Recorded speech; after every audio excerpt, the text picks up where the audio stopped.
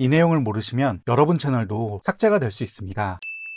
얼마 전 제가 운영하는 쇼츠 채널에서 저작권 경고 메시지가 떴는데요. 이 메시지를 받고 해당 영상은 삭제가 되었습니다. 그런데 이 저작권 경고를 받은 구간은 동영상이 아닌 사진만 쓰인 구간이었습니다. 백종원 선생님과 관련된 영상이었는데요. 보통은 동영상 자료를 사용했을 때 이런 경고를 받게 되는데 캡처된 화면을 사용했다고 해서 이런 경고를 받은 건 처음이었습니다. 저작권 경고를 3회 이상 받게 되면 채널이 삭제가 되는데요. 제가 알고 있던 이전의 지식과 현재의 상황이 조금 달라진 것 같아서 이번 영상을 준비했습니다. 저작권과 관련돼서 기존의 입장은 특정 채널의 화면 캡처는 문제가 없다는 것입니다. 동영상을 2초에서 3초 단위로 짧게 쓰고 자신의 의견을 통해서 사용하게 되면 공정사용으로 인정이 돼서 저작권은 문제가 없다라는 게 기존의 입장이었는데요. 또한 저작권을 보유하고 있는 채널들조차 하나하나 대응하기가 어렵기 때문에 자신의 채널에 있는 자료를 사용한다고 하더라도 이 내용을 방관하고 있었습니다. 하지만 현재는 화면 캡처된 사진을 사용한다고 해도 저작권에 걸릴 수가 있습니다. 기술이 발달함으로 인해서 예전보다 더 민감하게 잡아내는 것 같아요. 그래서 가만히 있던 연예인 채널들도 자신의 자료에 대해서 저작권 삭제 요청을 하고 있습니다. 대표적인 케이스가 제가 당한 이제 백종원 채널 관련된 영상들이고요.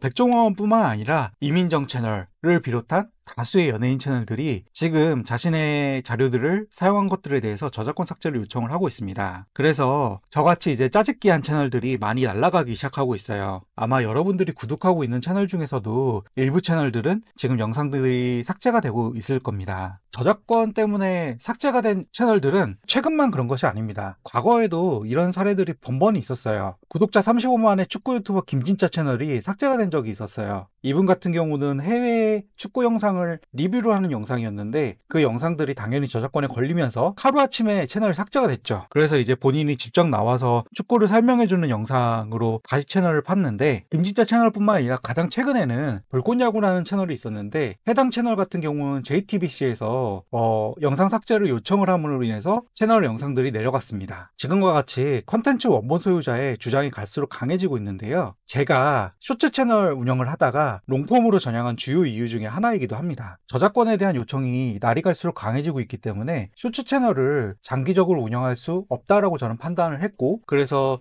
이를 대안할 수 있는 채널로 지금 채널을 운영하기 시작한 거예요. 이런 연예인 짜집기 채널만 삭제가 되는 것은 아닙니다. 정치 관련 채널도 삭제가 많이 되고 있어요. 아래 기사를 보시면 구글에서 23,000개의 유튜브 채널을 삭제했다고 하는데 중국 관련된 영상만 15,000개를 삭제를 했다고 합니다. 정치선전, 가짜뉴스 차단 이런 것도 함께 정리를 했다고 했는데요. 밑에 보시면 날짜를 한번 보실까요? 25년 5월 16일입니다. 가장 최근 기사예요. 그만큼 구글에서도 정치 관련 콘텐츠는 굉장히 민감하게 반응하고 있다는 거고요. 우측에 보시면 제가 구글에서 채널 삭제라는 키워드로 검색을 했을 때 나오는 관련 게시글들입니다. 보시면은 우파 유튜버 또 채널 삭제, 라이디 영상도 증오성 콘텐츠라고 채널 삭제, 나 채널 삭제됨, 위험한 부동산 채널 삭제, 단순 짜집기뿐만이 아니라 정치 콘텐츠, 증오심을 불러올 수 있는 콘텐츠, 그리고 상대방으로부터 오해를 불러올 수 있는 콘텐츠조차 삭제가 되고 있는 것입니다. 크고 작은 채널뿐만이 아니라 정말 초대형 채널도 삭제가 될 수 있어요. 1분 요리 뚝딱이형 채널이라고 아시나요? 이분은 구독자가 300만 채널이신데요. 한순간에 채널이 삭제가 되었다가 2주 정도 있다가 채널이 복구가 되었습니다. 이분 채널이 삭제된 거 관련돼서 말이 많은데요. 가장 논리성 있는 걸로는 정치적인 이슈였던 것 같아요. 썸네일에 중국 인공기 를 사용하셨던 부분도 있었고, 미국의 국기를 상징하는 저런 썸네일도 사용을 하셨어요. 근데 이런 채널들이 요리 채널인데 무슨 상관이 있냐라고 생각하실 텐데, 정치적으로 견해가 확고하신 분들이 있어요. 그런 분들이 해당 채널을 신고를 넣으시게 되면은 구글에서 판단했을 때는 유해 컨텐츠라고 생각을 해서 해당 채널을 삭제할 수도 있는 겁니다. 구글은 자신의 생태계가 위협이 된다고 하면 언제든지 삭제를 해왔습니다. 2018년도 키즈 유튜버들이 수익 창출 정지가 많이 됐거든요. 그 이유는 유튜브가 아동들에게 부정적인 영향을 줄 수 있다라는 것들이 가시화가 되면서 꽤 많은 논의를 거쳐갔고, 결국엔 키즈 유튜버는 수익 창출이 불가능하다라고 해서 많은 키즈 유튜버들이 그때 채널을 접게 됩니다. 그리고 가장 최근에는 ASMR 채널 관련해갖고, ASMR은 사람들에게 듣기 좋은 소리로서 해서 운영하는 채널인데 이게 어느 순간 변질이 돼갖고 선정적인 소리를 운영하는 채널들이 생겨난 거예요. 그래서 이 부분이 문제가 된다고 생각해갖고 구글에서는 ASMR 채널에 대한 단속을 강화를 했고, 그래서 화면에 보시는 것과 같이 3주 만에 구독자가 3.3만 명을 생성한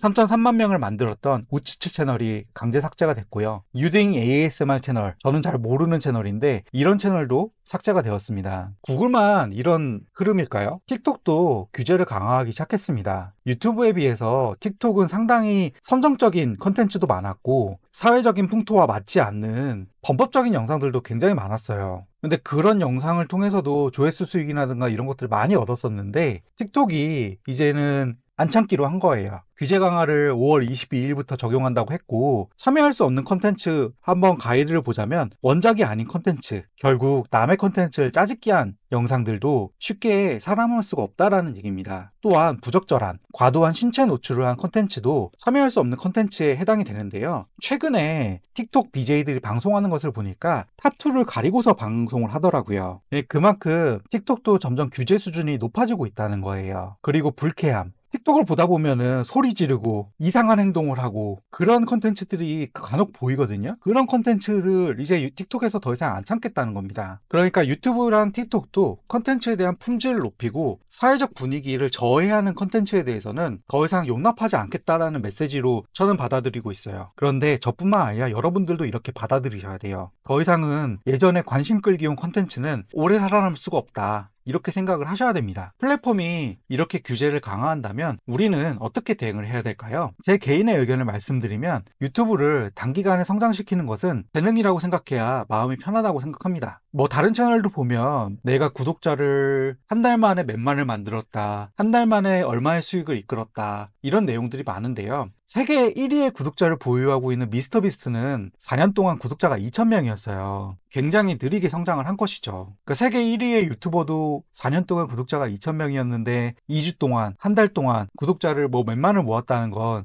사실 재능이라고 봐야죠. 그런 재능을 우리가 빨리 따라잡으려고 무리한 수를 뒀다가는 오히려 우리 채널이 위험할 수가 있습니다. 그러니까 최소 2, 3년 유튜브를 한다고 생각하고 시작하는 것이 저는 올바르다고 생각을 해요. 단기간에 내 컨텐츠를 띄워야겠다 생각하고 조급하게 하면 할수록 무리수를 많이 두게 됩니다. 그래서 이제 짜집기 채널이라든가 썰 채널들이라든가 초보자가 가장 빠르게 시작하는 채널이긴 한데 느리더라도 본인의 컨텐츠를 해야 된다고 저는 생각을 해요. 그리고 그런 컨텐츠를 시작함에 있어서 사람들에게 선한 영향력을 줄 수 있는 컨텐츠를 해야 된다고 생각합니다. 누군가에게 피해를 주는 컨텐츠는 결국 증오심을 불러일으킬 것이고, 증오심을 불러일으키면 사람들은 당연히 그 채널을 신고를 하겠죠. 그러니까 우리는 사람들에게 즐거움을 줄 수 있고 행복을 줄 수 있는 컨텐츠, 그런 컨텐츠를 해야 이 유튜브라는 생태계, 나아가서 SNS라는 생태계에서 오래 살아남을 수 있는 비결이라고 생각합니다. 오늘도 제 정보가 도움이 되셨다면 구독과 좋아요 부탁드리겠습니다. 감사합니다.